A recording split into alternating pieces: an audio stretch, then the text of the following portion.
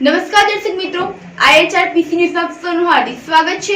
હું છું આપની અતિ જાની મકવાણા। તો શરૂ કરતા પહેલા નીચે કરીશું મુખ્ય સમાચાર પર। દહેજની GFL કંપનીમાં ગેસ લીકેજથી 4ના મોત, 2 સારવાર હેઠળ હોવાના સૂત્રો। કંપનીને ક્લોઝર અપાશે કે બચાવ કરાશે? લોકોમાં ગણગણાટ। કાસદ ગામની ગૌચર જમીન પર ડમ્પિંગ સાઇટ કોના ઇશારે ચાલતી? तपासનો વિષય। માસિક હપ્તા કોણ વસૂલતું? ગામના યુવાનોનો આરોપ। કેસરોલ ગામે સનાતન ધર્મનો 50મો શરદ પૂર્ણિમા મહોત્સવ ઉજવવા આખરીઓ। ધનજી પરમાર દ્વારા ભાવિક ભક્તોને જાહેર આમંત્રણ। તેવા અનેક પ્રશ્નો વચ્ચે નગરપાલિકા હંમેશા ગેરકાયદેસર ડમ્પિંગ સાઇટને લઈને વિવાદમાં રહી છે।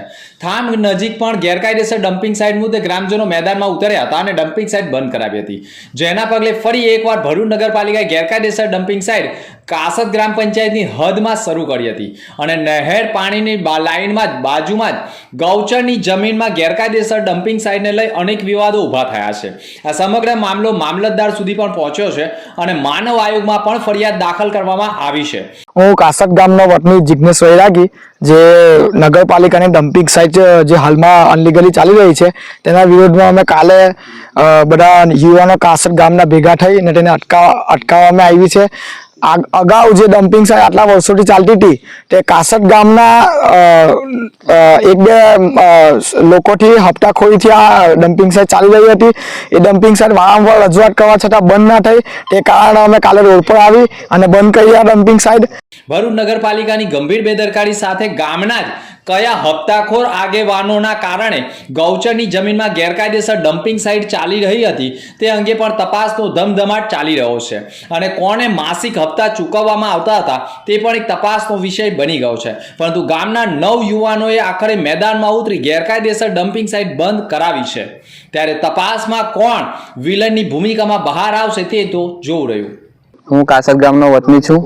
આ જે ડમ્પિંગ સાઇટ છે તે સદંતર અનલીગલી ચાલી રહી છે। ગામના અમુક લોકોના લીધે આ હપ્તા કે જે લેવાતું હોય તે તો નગરપાલિકા તરફથી હપ્તા દે ને આ ચાલુ રહી છે, તો અમે કાસદ ગામના લોકો આનો વિરોધ કરીએ છીએ અને આ તાત્કાલિક ધોરણે બંધ થવી જોઈએ।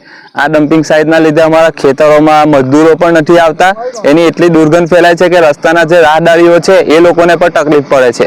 અને આ જો આ ડમ્પિંગ સાઇટ હજુ પણ ચાલુ રહેશે, મને એવું લાગે છે કે જો કદાચ ચાલુ રહેશે તો આવનારા ભવિષ્યમાં અમારી જે પેઢીઓ છે એ લોકોને પણ બીમારીઓનો સામનો કરવો પડે એવું લાગે છે અમને। ભરૂચ જિલ્લાના દહેજ પંથકની GFL કંપનીમાં મોડી રાત્રિએ ગેસ લીકેજની ઘટના બની હતી, જેમાં ગંભીર રીતે ગેસની અસરનો ભોગ બનેલા 4 લોકોને સારવાર અર્થે ખસેડતા ઘણા લોકોએ એમ્બ્યુલન્સમાં દમ તોડ્યો હતો, તો અન્ય કામદારોને ફરજ પરના તબીબોએ મરણ જાહેર કર્યા હતા। સમગ્ર ઘટનાની જાણ કંપની સત્તાધીશોને કરવામાં આવી હતી। ગેસ લીકેજની ઘટના કેવી રીતે બની છે અને કામદારોને સેફટીના સાધનો અપાયા હતા કે કેમ તેવા અનેક સવાલો વચ્ચે હાલ તો તપાસનો ધમધમાટ શરૂ થયો છે અને GFL કંપનીમાં ગેસ ગળતરની ઘટનામાં રાજેશ કુમાર સુરેશ ચંદ્ર મંગણાદિયા, ઉંમર વર્ષ 48, રહે B21, ધર્નિશ પાર્ક, ત્રિમૂર્તિ હોલ, ભરૂચનાનું મોત થયું હતું। જ્યારે આ જ કંપનીમાં કોન્ટ્રાક્ટમાં કામ કરતા મહેશ નંદલાલ, ઉંમર વર્ષ 25, હાલ રહે રાજેન્દ્રભાઈ ગોહિલની કોલોનીમાં અંબેઠા, વાગડા, મૂળ રહેવાસી ઉત્તર પ્રદેશ તથા સુચિત કુમાર સુગ્રીમ પ્રસાદ, ઉંમર વર્ષ 39, હાલ રહે કોલોની અંબેઠા અને મૂળ રહે ઉત્તર પ્રદેશ, તેમજ મુદ્રિકા ઠાકોર પ્રસાદ યાદવ, ઉંમર વર્ષ 29, રહે કોલોની વાગડા તથા મૂળ રહેવાસી ઝારખંડના હોવાનું સામે આવ્યું છે। ગેસની અસર થઈ હોવાના કારણે 4 લોકોના મોત થયા હતા।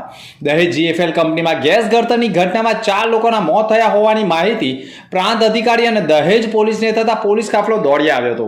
સ્થળ ઉપર તપાસ કરવામાં આવી રહી છે અને મૃતકના પરિવારજનોને 25 લાખની વળતરની જાહેરાત પણ કરવામાં આવી છે। જોકે આ સમગ્ર મામલે હાલ તો અકસ્માતનો મોતનો ગુનો દાખલ કરવામાં આવનાર છે, પરંતુ સમગ્ર મામલે માનવ વધનો ગુનો બનતો હોવાના આક્ષેપ સાથે ભરૂચના કમલેશ મઢીવાલાએ પણ માનવ આયોગમાં ફરિયાદ કરી છે અને સમગ્ર પ્રકરણ ગંભીર હોવાના આક્ષેપ કર્યા છે। જો આ જ ગેસ ગળતરની ઘટના દરમિયાન પવનની દિશા ગામ તરફ હોત તો સંખ્યાબંધ લોકોએ જીવ ગુમાવ્યા હોત તેવા આક્ષેપ પણ ફરિયાદમાં કરાયા છે। ત્યારે આવા ઝેરી ગેસનું ઉત્પાદન કરતી કંપનીઓના કારણે લોકો જીવના જોખમે પણ રહેવા માટે મજબૂર બન્યા હોવાના આક્ષેપો થયા છે। આજરોજ ગઈકાલના રાતના 9:30 થી 10 વાગ્યાની વચ્ચે જીએફએલ કંપની અંબેટા ખાતે એક બનાવ બન્યો હતો, જેમાં 4 લોકોની મોત થઈ છે અને પીએમ માટે સિવિલ હોસ્પિટલમાં લાવવામાં આવ્યા છે। કંપની સાથે ચર્ચા થઈ ગઈ છે, એ પ્રમાણે એમનું જે કમ્પેન્સેશન છે એની પ્રોસેસ ચાલુમાં છે। જે 4 વ્યક્તિ છે એમના પરિવારમાંથી અહીંયા હાજર છે, એમની સાથે પણ ચર્ચા થઈ છે। ગવર્મેન્ટને સવારે જાણ થઈ હતી, એટલે અમે એ પ્રમાણે કાર્યવાહી કરી રહ્યા છીએ। અંકલેશ્વરના cyclist Nilesh Chauhan fit India મુહિમ હેઠળ અંકલેશ્વરથી અંબાજી સાયકલ યાત્રાનું આયોજન કરી 3 દિવસમાં સાયકલિંગ દ્વારા 405 કિમી અંતર કાપીને માં અંબાના આશીર્વાદ લઈને સર્વને સારું સ્વાસ્થ્ય પ્રદાન કરે તેવી પ્રાર્થના કરી હતી। નિલેશભાઈના મિત્ર બરોડાના સાયકલિસ્ટ રામસિંહ પરમાર પણ વડોદરાથી આ સાયકલ યાત્રામાં નિલેશભાઈ ચૌહાણ સાથે જોડાયા અને માતાજીની આસ્થા સાથે સાયકલિંગ યાત્રા પૂર્ણ કરી હતી।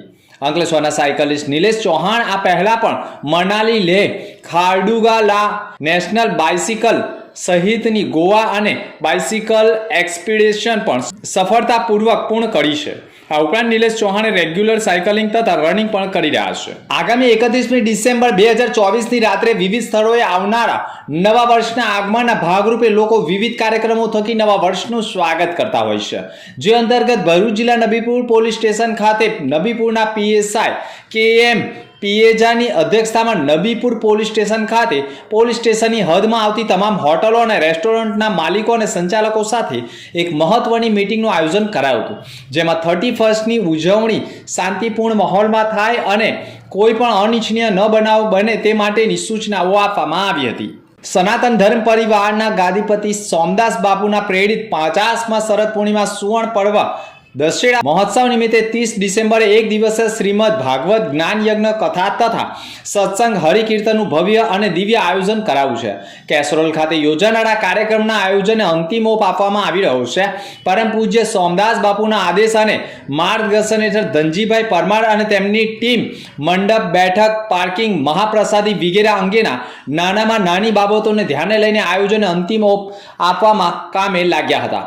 ઉપરોક્ત કાર્યક્રમમાં ભરૂચથી દહેજ રોડ ઉપર આવેલા તમામ ગામોના આગેવાનો તનતોડ મહેનત કરી રહ્યા છે અને કાર્યક્રમમાં કથાના વક્તા જિગ્નેશ દાદા રાધે રાધે, ગાયક કલાકાર કમલેશ બારોટ તેમની વાણીનો લાભ અપાવનાર છે, જે અંગે સનાતન ધર્મના પરિવારના સભ્યો તથા મોટી સંખ્યામાં ઉત્સુકો પણ જોડાનાર છે।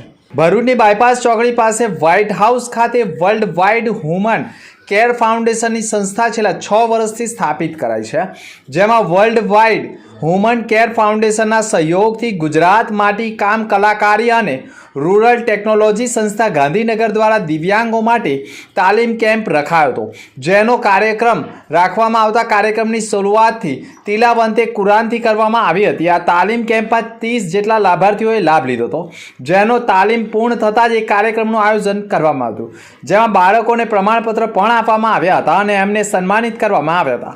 આ કાર્યક્રમમાં વાગડા તાલુકાના કોંગ્રેસ પ્રમુખ આસિફભાઈ ખોજબલ, સરપંચ અને ભરૂચ નગરપાલિકા વોર્ડ નંબર 1ના કાઉન્સિલર સલીમ અમદાવાદી, સામાજિક કાર્યકર્તા અબ્દુલ કામથી, અશરફ અમીન, આકિબ મુનસી તેમજ બીજા અન્ય મહાનુભાવો ઉપસ્થિત રહ્યા હતા। અંતમુખી સમાચાર પર ફરી એક નજર। દહેજની જીએફએલ કંપનીમાં ગેસ લીકેજથી 4ના મોત, 2 સારવાર હેઠળ હોવાના સૂત્રો। કંપનીને ક્લોઝર અપાશે કે બચાવ કરાશે? લોકોમાં ગણગણાટ। કાસદ ગામની ગૌચર જમીન પર ડમ્પિંગ સાઇટ કોના ઇશારે ચાલતી? તપાસનો વિષય। માસિક હપ્તા કોણ વસૂલતું? ગામના યુવાનોનો આરોપ।